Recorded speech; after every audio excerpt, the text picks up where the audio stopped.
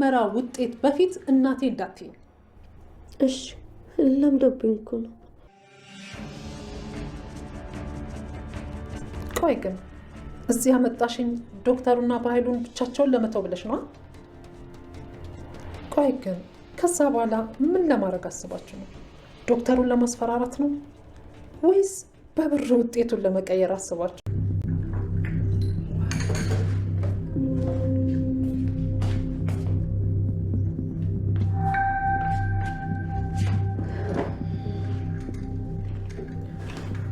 እኔ ምርሽ ወይዘሮ ሰላም ገና ስገባ ልጅሽ እሷ ነበር የመሰለች።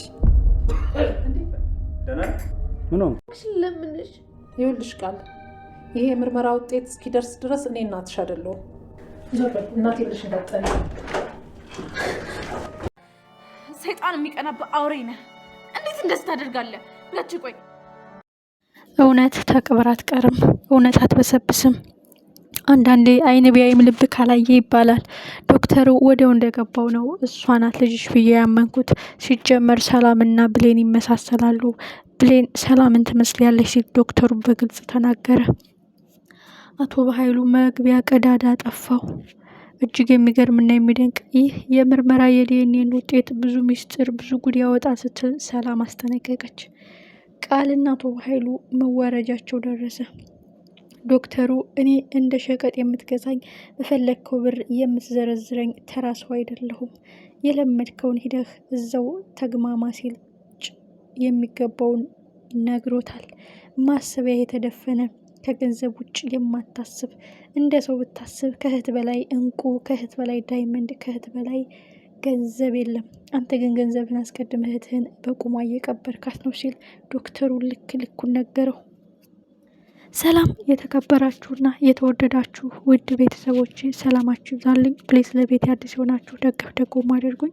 ተወዳጁ አደራ ዛሬ ማጓጊና ልብ አንጠልጣይ እንደሆነ ቀጥሏል። አቶ በኃይሉ የውርደቱ ቀን ደርሷል። ሁሉንም በጉልበት እያስፈራራ ሁሉንም ምስኪኖች ሲገልና እናትን ያለ ልጅ ልጅን ያለ አባት አባትን ያለ ልጅ ሲያስቀር የነበረው አቶ በኃይሉ የሚገባውን ቅጣት ማግኛ ሰዓት ደርሷል። ዶክተሩና በኃይሉ ተፋጠጡ። እንዳልገባህ አትሆን እባክህን ውጤቱን አመሳስለህ እኔ እንደፈለግኩ አምጣልኝ ሲለውም እስከሚበቃው ድረስ ነገረው። ገንዘብ ማለት እቃ መግዣ ልብስ መግዣ እንጂ አይምሮ መሸጫ ክብርን መለወጫ አይደለም። እኔ እንደ ሌሎቹ የምትገዛኝ የምትለውጠኝ ተራ ሸቀጥ አይደለውም። ትሰማኛለህ? አንተ ማሰቢያ የተደፈነ አስተሳሰብህ ገና የሚወለድ ልጅ እንኳን የሚበልጥህ ምን አይነት አረመኔ ነህ ሲለው ልክ ልኩን ነግሮታል። አቶ በኃይሉ አመሰግናለሁ፣ ገንዘቡ ተጨማሪ ፈልጋለሁ የሚለው ነው የመሰለው። ስንት ልጨምርብልህ? ብዙ ነገር ቀባጠረ። ፈስ ያለበት ዝላ አይችልም። ሲጀመር ቤትም ብለህ ይችን ዲኤንኤ እናታስቀይራትም በማለት ልክ ልኩን ነገረው። አቶ በኃይሉ አንተ ማለት ብሎ ዶክተሩን ከእግር እስከ ጥፍሩ ሙልጭ አድርጎ ሰድቦት ወጣ። አንተ ደደብ ወዘተ ብዙ ስድቦች። ዶክተሩም ዝምታ መረጠ። ጨዋ የወለደው ጨዋ ያስተማረው በስነ ምግባር የታጸጸ ለሙያው ታማኝ ለህብረተሰቡ ቃል የገባውን ቃል አከበረ። አቶ በኃይሉ እንደ ሌሎቹ በገንዘብ የሚሸወድ በብርቅርቅ ነገር የሚታለል መስሎታል። እጅጉን መግቢያ ቀዳዳ አጥቶታል። ቃል የተንኮሏ ተንኮል እማዬ ሚስጥር አወራሻለሁ በማለት ወይዘሮ ሰላምን ወደ ምኝታ ቤት ይዛት የገባቸው። ሲቀጥል አቶ በኃይሉ ዶክተሩን በነፃ በብር እንዲደራደረው ያሰቡት እቅድ ነው። ወይዘሮ ሰላምም ከመጣው ጀምሮ ምን አወራሽኝ? ምን ነበር ልነግረኝ የነበረው? ምን ሚስጥር ነበር የምታወረኝ ብላ ብትጠይቃትም ቃል የምታወራው ነገር ጠፋባት። የተንኮልና የሴራ ወሬ ስለሆነ ሄለን እኮ ስራ አገኘች እያለች መዘባረቅ ጀመረች። ትሰሚኛለሽ? እናትሽ ሳልሆን እናቴ አትበይኝ። ዲኤንኤኑ ሲረጋገጥ ነው ያንቺ እናትነት የኔ ልጅነት የሚተዋወቀው። ስለዚህ የሆነ ነገር ማስባችሁ ነው። አቶ በኃይሉ የምሰሩትን ስራ ሳላውቅና ሳልረዳ ቀርቻ አይደለም። መጀመሪያ አልመረመርም በፍጹም ታምር ልጄ ናት ብለሽ ካመንሽ መኝኝ፣ ካላመንሽን ግን ቤቱ ጥዬልሽ እወጣለሁ ብለሽ ካመረርሽ በኋላ በኃይሉ መኝታ ቤት አስገብቶ ምንድን ነው ያሳመነሽ? ምንድን ነው ቃል የገባለሽ? በገንዘባችን ዶክተሩን እንገዛዋለን፣ ውጤቱን እናስቀይረዋለን ስላለሽ ነው የተስማማሽው። ሲጀመር ትክክለኛና ሀቅ የሆነ ነገር ካለሽ አይደለም መፍራት መንቀጥቀጥ አይደለም አመንታት የለብሽም። አልመረመርም እመረመራለሁ ማለት የለብሽም። እንደውም ደስ ሊልሽ ነው የሚገባው። ስለዚህ ከጀርባ የምታጠምዱት ወጥመድ የምታሴሩ ሴራ ስላለ ነው። ልንገርሽ፣ አንቺ ልጅና እናት የምንባለው ዲኤንኤኑ ከመጣ በኋላ ነው። እንዲሆን ጸልይ፣ ግን ምንም አንቺን አትመስልም በማለት ትታት ወጥታለች። አቶ በኃይሉ በስተመጨረሻ የአቶ ሰለሞን ገዳይ እሱ እንደሆነ ጠንቅቆ ያውቃል። ይህ ማለት መቀመቅ የሚያወርደው ድብቅ መረጃ ገነት ላይ እንዳለ ጠርጥሯል። እስከ ዛሬ እሱን ሰውዬ ገደልኩ፣ ተገላገልኩ፣ ሚስጥሩን ቀበርኩ ብዬ ሳስብ ልኬም እዚሁ አፍንጫዬ ስር ነበር የተቀመጡት። በእርግጠኝነት እኔ እሱ ቤት ያጣሁት እጅ ላይ ያጣሁትን መረጃ እሷ ቤት አገኘዋለሁ። በእርግጠኝነት ጉዴ እየወጣ ነው፣ መጨረሻ እየደረሰ ነው በማለት እያጉመተመተ ነበረ ስልኩን አውርቶ። ወይዘሮ ሰላም ወንድሜ ወንጀል ሰርተሃል እንዴ?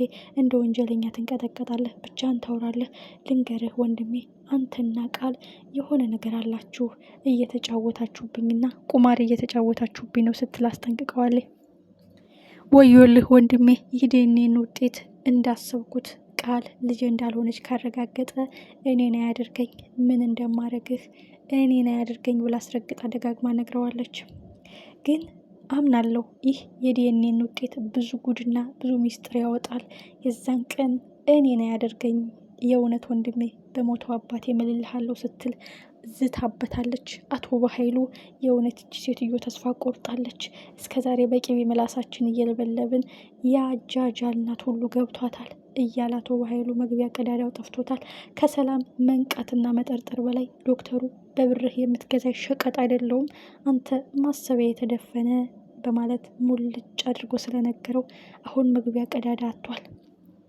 መጨረሻው ምን ይሆን? ብሌን ሁሉን ነገር እየሰማች ነው። ዶክተሩ እንዳለው እኔና ሰላም እናትና ልጅ ነን እንዴ? ነገሩ ትዬ ከሰላም ይልቅ ከቃል ይልቅ እኔን ትቀርበኛለች፣ እንመሳሰላለን። ውስጣችን የሚግባባው ነገር አለ። አይኗ ላይ ፍቅርና ስስት አይባታለሁ። ምናልባች እኔ ነኝ እንዴ ልጇ? ይህ ነገር እውነት ነው እንዴ? ዶክተር እኮ ሳይኮሎጂ እና ፊዚካሊ ነው የሚያየው፣ በሁለት አንግል ነው የሚያየው። ስለዚህ በእርግጠኝነት እኔ የሰላም ልጅ ነኝን? እንዴት ላረጋግጥ? እንዴት እውነቱን ልወቅ እያለች ነው።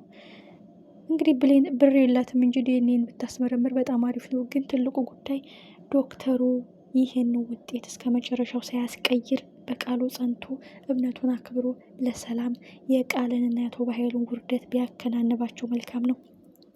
ቃልም ራሷን አስገምግማለች። ውጤቱን ቀይርልኝ፣ እኔ የምፈልገውን ነገር አመጣለሁ፣ ገንዘብም ከሆነ ሴትነቴን ከሆነ ብላ ብዙ አማለው ነበረ። ዶክተሩ ግን አሁን ቃል መግቢያ ቀዳዳሽን ፈልጌ፣ ውርደትሽ መከናነቢያ ቀን ደርሷል። አቶ በኃይሉም በገንዘብህ ብዙ ንጹሐንን ገለህ ብዙ ንጹሐንን እንደ ጎዳህ የምትዋረድበት ቀን ደርሰዋል በማለት ናሙናውን ይዞ ወጥቷል። ምን ይፈጠራል? በጉጉት